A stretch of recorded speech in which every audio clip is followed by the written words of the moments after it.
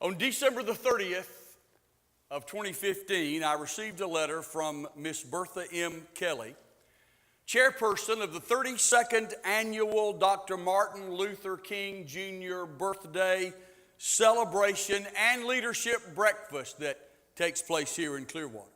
In that letter, Miss Kelly graciously invited me to be the keynote speaker for that highly significant event. Now, in the second paragraph of her letter, she said, "Our mission is to continue our focus on democracy at work for everyone. We need a speaker who can relate Dr. King's message of diversity, education, and human rights and speak to the youth as well as the adults in that community." Well, no sweat, right? I sent her a follow-up email. I inquired as to the length of time I would have to speak on such a simple subject. She said about 20 minutes. I thought to myself, 20 minutes to relay Dr. King's message of diversity, education, and human rights, and speak to the youth as well as to the adults in that kind of community. Well, that kind of conversation actually would need a semester-length university course to properly engage, or perhaps 2 semester-length university courses, perhaps an entire bachelor or master's degree program. Well, after I agreed to be the speaker for that celebration, I settled out on 2 options. One, I could try to cover the vast topic as suggested in her invitation letter, which would most likely result in saying little of nothing or of substance or of value. Or 2, I could attempt to dig into one sliver of truth, which is what I normally try to do when I teach or preach. I present one truth, one biblical idea. It may be supported by several development areas, but I never preach or teach more than one sliver of biblical truth. And so the second option, I could speak on one sliver of truth with the hope of provoking some measure of deep thought that just might lead to life-changing conversation and pursuit in our Clearwater community. In any case, what might have been said, there was and is much more that could be said. Well, back in January, I chose the second option. And I choose the second option again this morning, or probably more accurately, the second option has chosen me. Hopefully, by the time we are done, a few minutes from now, you might say that I talked about not just a sliver of truth, but a sliver of truth. I want to talk to you this morning about that sliver of a sliver of truth.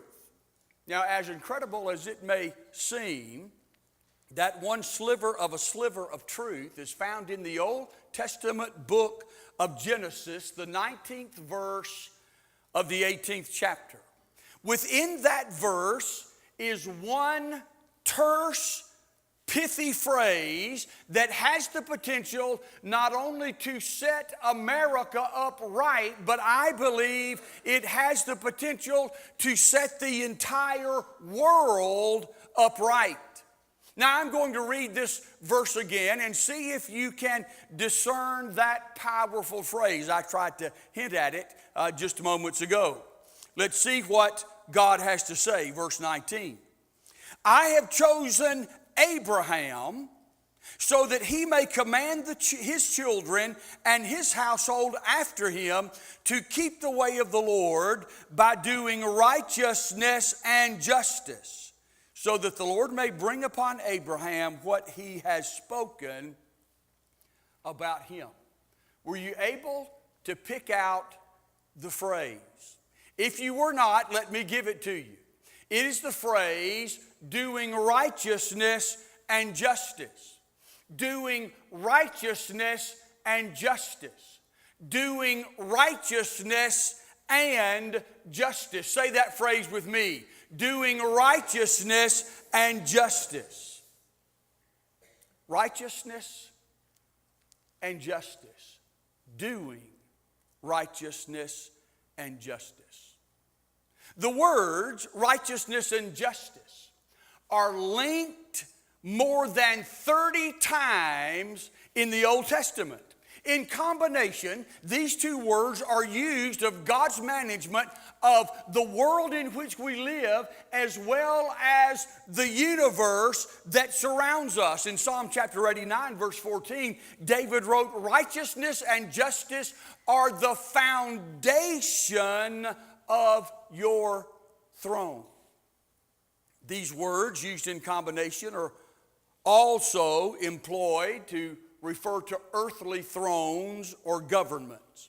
In Isaiah 28, the prophet warned the leaders of Judah that God would employ righteousness and justice as the plumb line for determining either their guilt or their vindication as political leaders. Righteousness and justice. Those words in the Bible were also used of the individual, as in Genesis chapter 18, verse 19, when referring to God's expectations of Abraham. Doing righteousness and justice. Doing righteousness and justice. Doing righteousness and justice. Say those words with me again. Doing righteousness and justice. See, it is not righteousness alone. And it is not justice alone. It is righteousness and justice. Now, this suggests to us that righteousness and justice are indissolubly connected. You cannot have one without the other. There is no real justice if that justice is not led or preceded by righteousness. And there is no true righteousness if that righteousness does not result in justice. In America, there is a lot of talk about justice. You hear it everywhere. It doesn't matter what news station you happen to turn on. It doesn't matter what newspaper you happen to read. You hear the words justice, justice, justice, justice. And people all over America are talking about justice. But what we hear little of or none of is righteousness.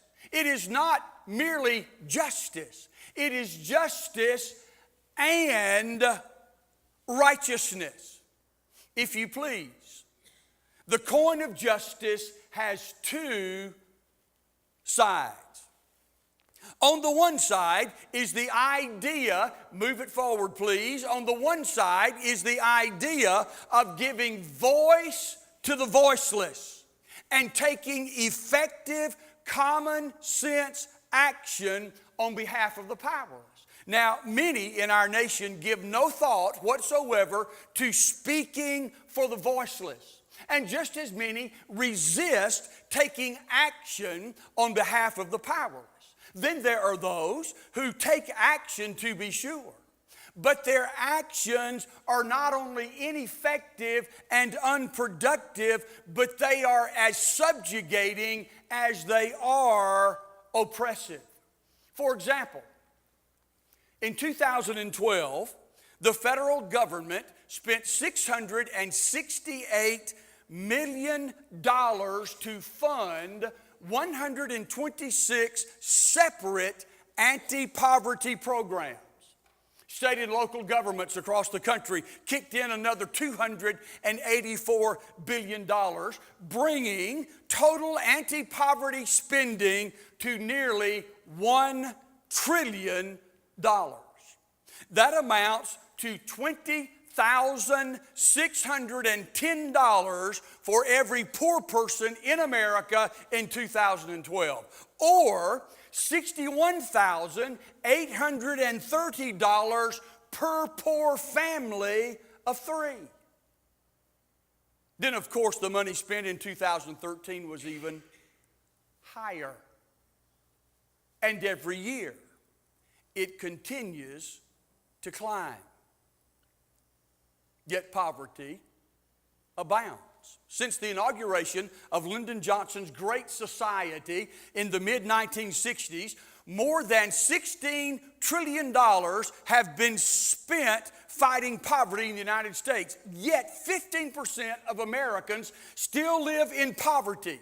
Now, while that percentage-wise is better than the 19% living in poverty 50 years ago, the actual number stands today at more than 48 million. Nearly 22% of children live in poverty today. That's only 1% lower than it was in 1964. But again, the actual numbers are significantly higher. Now think about this. Unless you are a politician or a government contractor, the government cannot make you rich. Unless you are a politician or a government contractor, the government will do and can do no better for you than barely keeping you at subsistence level poverty. Or as someone has said, to keep folks comfortable in their poverty. Maybe it's time to try something else, such as helping people pick up the tools that will actually lift them out of poverty. In our society, we have created a system by which, through design, people remain poor. Righteousness and justice. On one side of the justice coin is the idea of giving voice to the voiceless and taking effective common sense action on behalf of the powerless. On the flip side of the justice coin is the idea of doing right as opposed to doing wrong. On this side of the coin, true justice means two things. First of all, it means favorable outcomes for those who do right. Second, it means appropriate punishment and discipline for those who do wrong. Now, it is here that the sliver of truth begins to come forward. Is it unreasonable to suggest that nearly every altercation in America is caused by someone doing wrong instead of right? Is that not true? When we look at what's taken place in America over the last week, somebody did wrong. Somebody did that which was not right. This is true in the political realm, is it not? We could cite examples all day long. This is also true in the business arena. Again, we could cite examples all day long. This is also true in our relationships with our neighbors. This is true in our own homes. The doing of wrong knows no boundaries of color or wealth. We are all sinners. We are all adept in doing the wrong thing as opposed to the right thing. And I don't know about for you, but for me, oftentimes, the toughest struggle of life is that of doing the right thing. It's even tougher to do the right thing when others do the wrong thing and they have done the wrong thing toward you personally. Am I the only one here who struggles with that?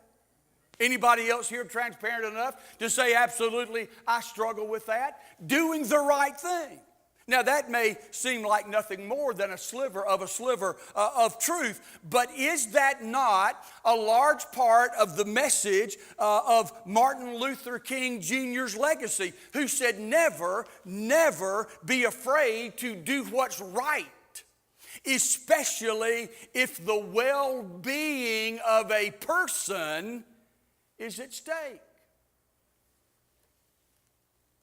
And are not our actions, no matter what they are, do they not impact the well-being of a person? And is that not always at stake?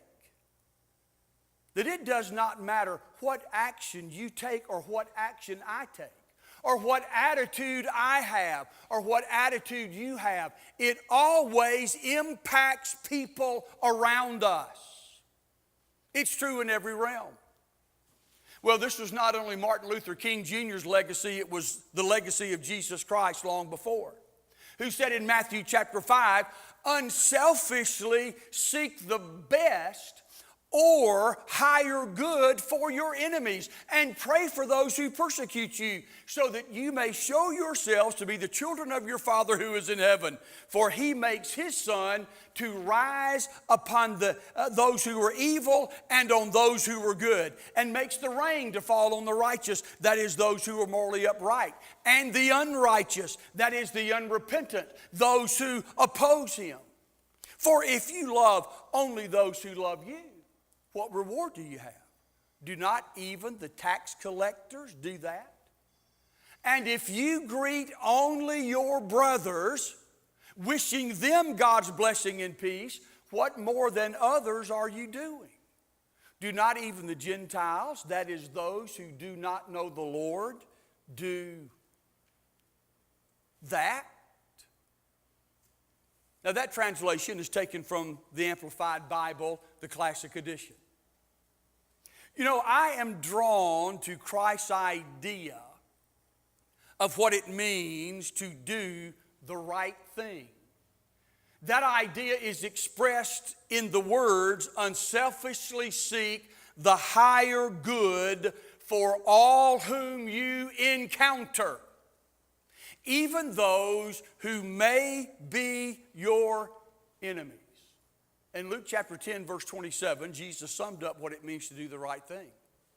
He said, you shall love the Lord your God with all your heart, with all your soul, and with all your strength, and with all your mind, and your neighbor as yourself. Can you imagine in America where everybody did the right thing? Can you imagine an America in which everyone loves God and loves their neighbor as they love themselves? Can you imagine an America in which everyone unselfishly seeks the best and the highest for all whom they encounter? Would that not do away with corruption in government? I think it would. Would that not put an end to violence in the streets? I think it would. Would that not empty the prisons and jails in every state? I think it would. Would that not shut down spousal abuse and child exploitation? I think it would. Would that not result in the termination of greed within the business world? I think it would. Would that not transform the relationships between the races? I think it would. Would that not shut down the abortion industry? I think it would. Can you imagine an America in which everyone unselfishly seeks the best and highest good for children in the womb? Since Roe v. Wade in 1973, almost 60 million babies have been slaughtered in what is supposed to be the safest place of all for an infant. Now let's set that aside for just a moment. Let's think about the economic cost with 60 million fewer people purchasing goods and services. I want you to think about the cost of Social Security with 60 million fewer people paying into the program. I want you to think of the military cost with millions fewer people available to stand against international aggressors. I want you to think of those killed in the womb who might have developed a cure for AIDS or cancer or a multitude of other diseases. I want you to think of the statesmen and the leaders and the intellectual giants who could have led us to greater advances in technology and science and the social order, but their lives were snuffed out before they saw the light of day. I believe that when we all stand before God, someone inevitably may ask, Lord, why did you not send someone to cure cancer? Why did you not send someone to cure AIDS? And the answer just may be, I did. And you killed them. Just because something is legal does not mean it is right. There are some folks who come along once in a generation, or once in a century, or once in a millennium. How many such men and women have been lost at the shrine of personal convenience, and because of it, we have been greatly impoverished. Doing the right thing not only impacts how we treat and respond to other people, it also impacts personal decisions we make for and toward ourselves. For instance, how would things change in America if everyone took advantage of getting an education? Now, I'm not talking about free education because, folks, economics 101, there ain't no such thing as a free lunch. Oh, I got a free lunch. No, you didn't. Somebody paid for that lunch. We tack free onto something, but it always has its cost. Nobody gets something for free. But what if everybody took advantage of getting an education? What if they did that? And in America today, anybody can get educated. Maybe not at Harvard, but who wants to go to Harvard anyway? I know some great junior colleges and community colleges right up the road that are dirt cheap, comparatively speaking. What if everybody chose to get an education? How would things change in America if daddies decided to stay home and raise their children, teaching them right from wrong and doing so by personal example? Look again at our text.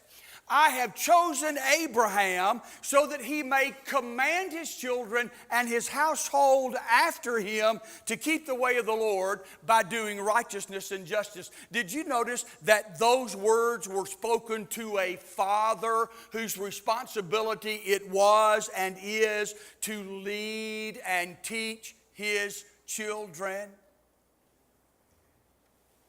That does not belong to the government. It does not belong to my neighbor. It belongs to me. But we have segments of society in our nation today that as many as 70% of children are born into homes where the daddy is absent.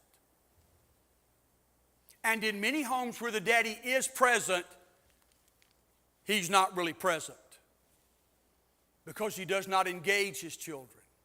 He does not spend time with his children. He does not educate his children. He does not read the Word of God with his children. He does not pray with his children. But how might America change if daddies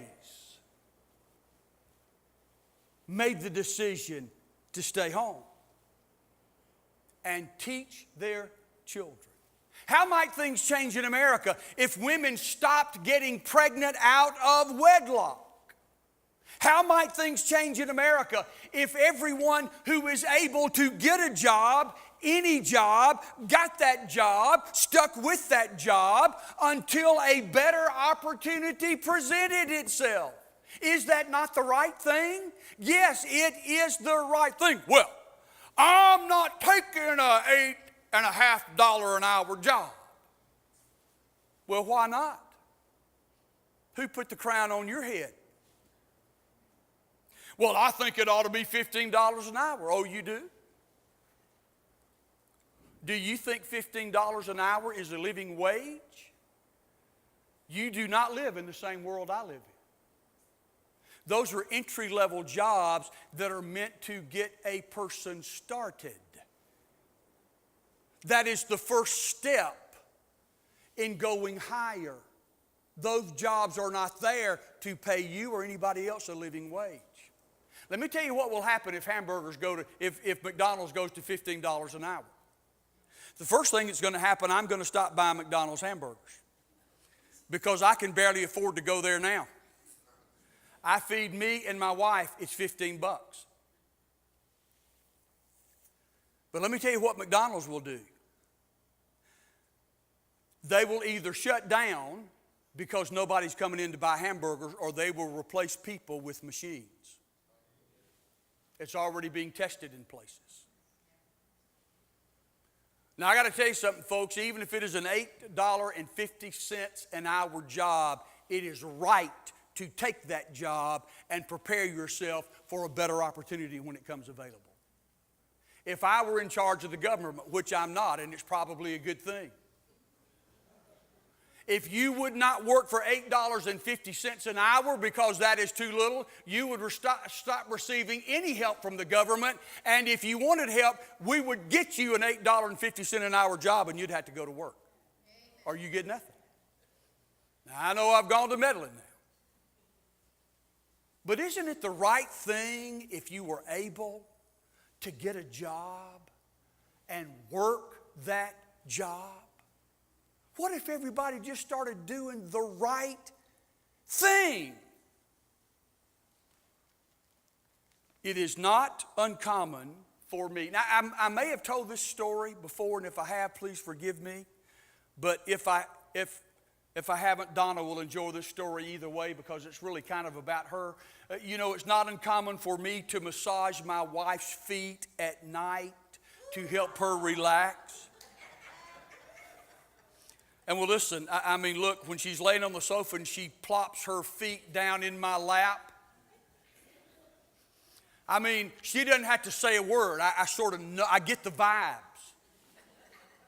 And I massage her feet, and sometimes it's just over the course of even a couple hours. And usually she will say something like this: "Honey, thank you for loving on me." Well, you want me to tell you a secret? When I love on my wife, I am in reality loving on me.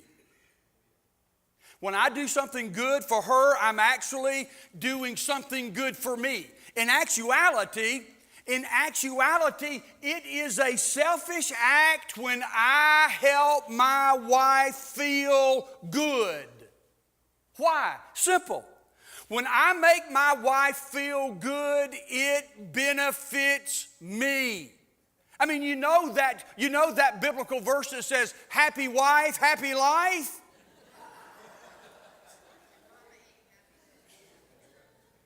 And listen, I got to tell you something, folks. There is that sense in which you can say, "He is so wonderful. Oh, he is such a sweet man." No, I'm actually very selfish because I want to be treated well by my woman. And when I treat her well, all kinds of good benefits come my way. It's a very selfish thing. But at the same time, it's very biblical. Because God, in His Word, teaches us that whatever you want to reap, you just start sowing that. So I want to reap good from my wife. I just start sowing all kinds of good things in her life. And the harvest comes. And it is quite wonderful. Even after 39 years. Now I want you to get this. When we do something good for somebody else, it does not matter who it may be or what color they are, we are actually benefiting ourselves. Conversely, when we treat someone poorly, regardless of who it may be or what color they are, we are actually diminishing ourselves. When we do something good for somebody else, regardless of who it may be or what color they are, we are actually laying the foundation to success and prosperity. Conversely, when we treat someone else poorly, regardless of who they may be or what color they are, we are actually destroying the foundation for success and prosperity.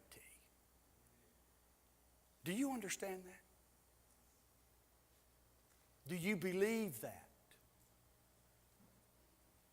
When you diminish others in any capacity, you are diminishing yourself and setting yourself up for poverty.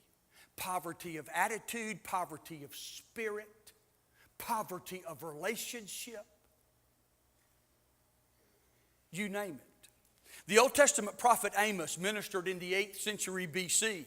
Though he lived in the southern kingdom of Judah, God called him to preach to those who resided in the northern kingdom of Israel. It can rightly be said that Amos was an outsider who would not likely be well received in the north.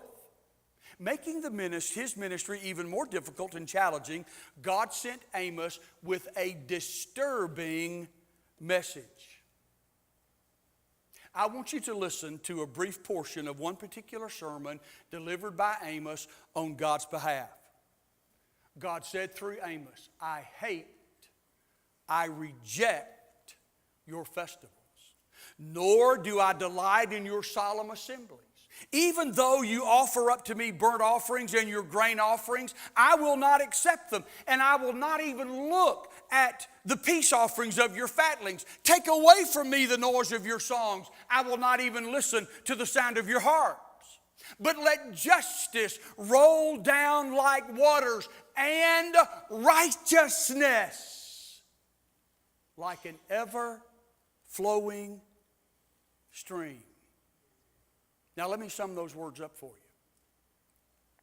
Don't bother going to church and singing your songs and playing your instruments and raising your hands and giving your money and offering up your prayers and preaching your sermons if righteousness and justice are missing. Just close the doors and go home. Because your efforts at worship are as disgusting as they are nauseating. Righteousness and justice are indissolubly linked. You cannot have one without the other. There is no real justice if that justice is not led or preceded by righteousness. And there is no true righteousness if that righteousness does not result in justice. Now, the context of our text is the announcement of divine destruction that was about to be unleashed on Sodom and Gomorrah. And we really cannot understand our text verse without understanding the context. God was about to destroy the two nation states of Sodom and Gomorrah.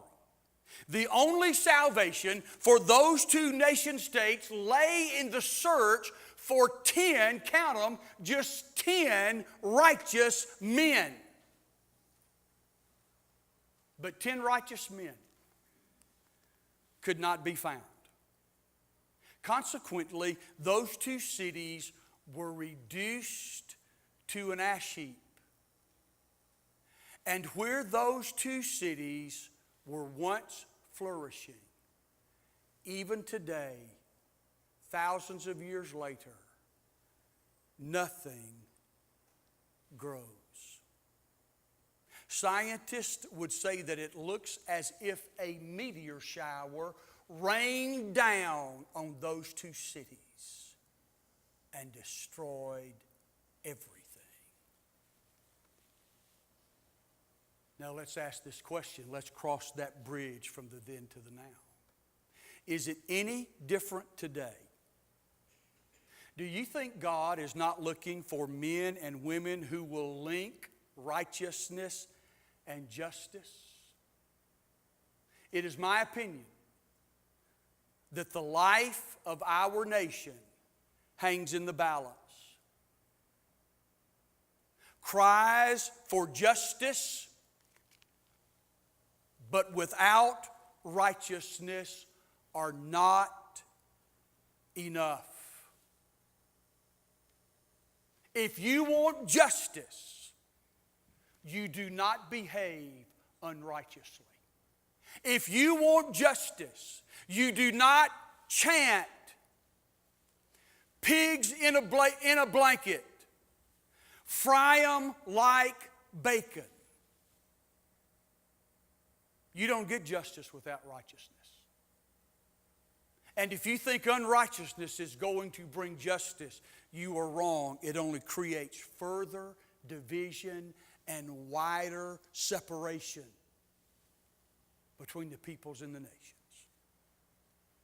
And it doesn't matter if you are red, yellow, black, or white. There is no justice without righteousness preceding it. And there is no righteousness that does not result in justice.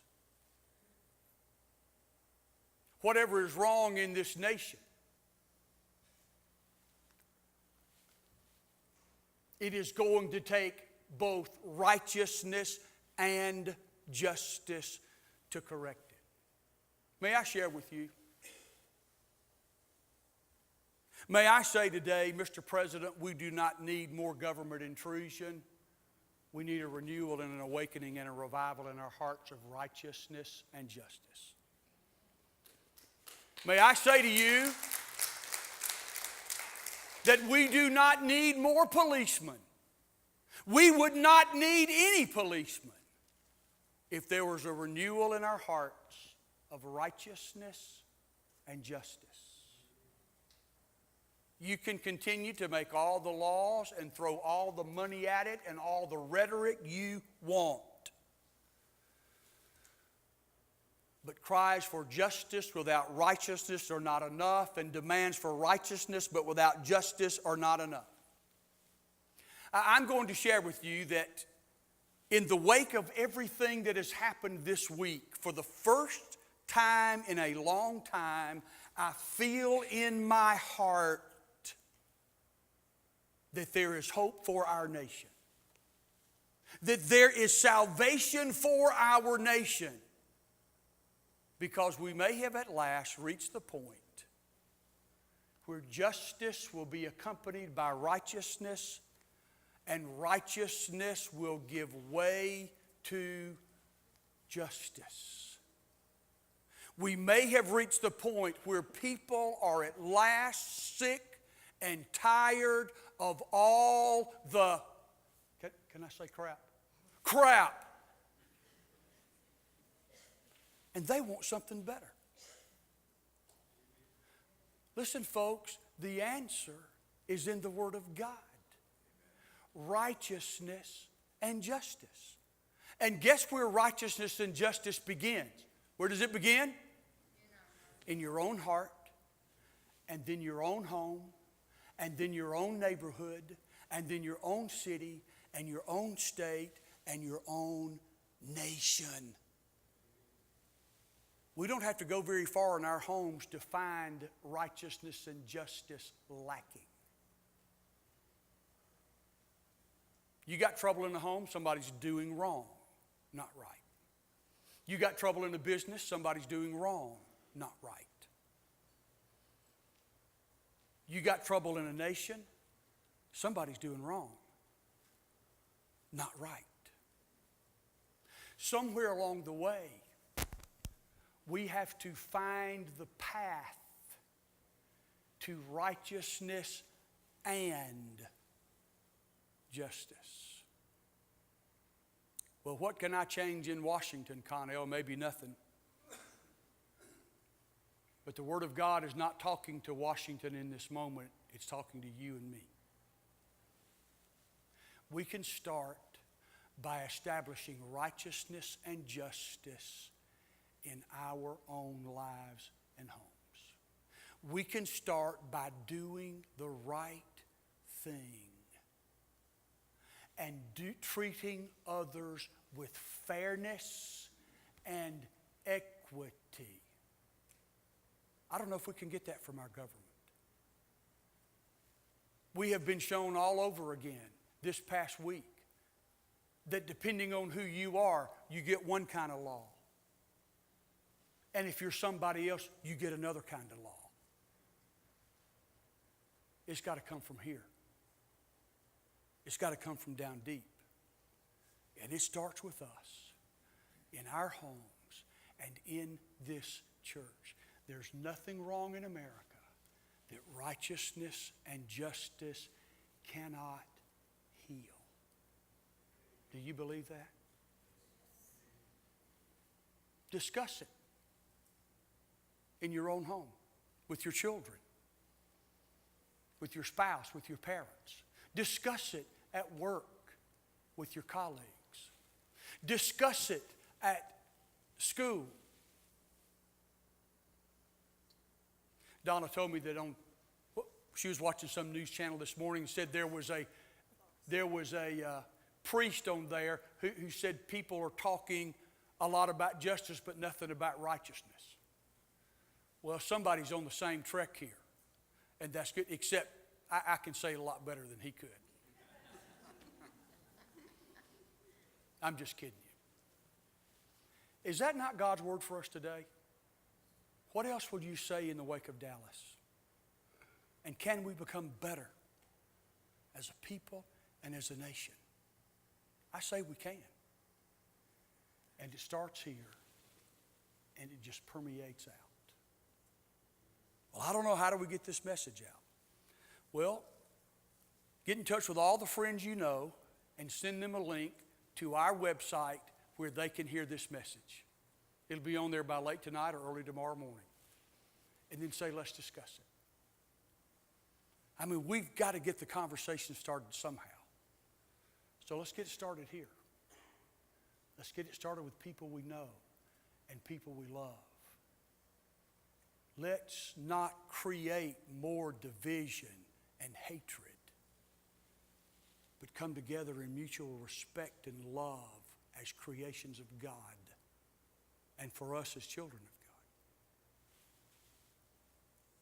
Did you know that when Jesus gave his life on the cross for you, he met both God's demands for righteousness and justice? That's the only way we can be saved. We had to be right. We couldn't be right. God wanted to be just, but if he were just, we'd all end up spending eternity in hell. But in Jesus Christ, God was both righteous and just. And we have membership in his family. Do you understand this is not just something for us? This is in the very fabric, this is in the very nature of God himself. Righteousness and justice. There had to be righteousness and justice.